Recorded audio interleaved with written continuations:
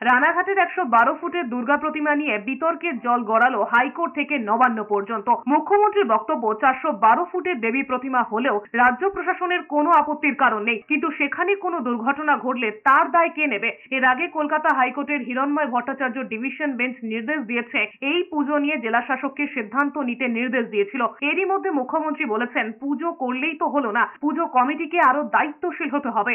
এমন কিছু না করাই ভালো যাতে পদপিষ্ট হওয়ার মতো ঘটনা ঘটে।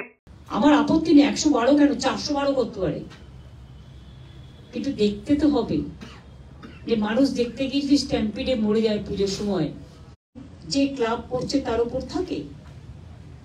দায়িত্বশীল হয়ে সবাই করুন, আমার কোনো আপত্তি নেই। আমরা চাই এমন কিছু করবেন না যাতে মানুষ কোনো রকম ভাবে স্ট্যাম্পিড হয়। ক্লাবের ছেলেমেয়েরাই তো ভলেন্টিয়ার হয়, তারাই তো দায়িত্ব নিয়ে করেন। সুতরাং এটা তাদের কাছে আমার রিকোয়েস্ট থাকবে।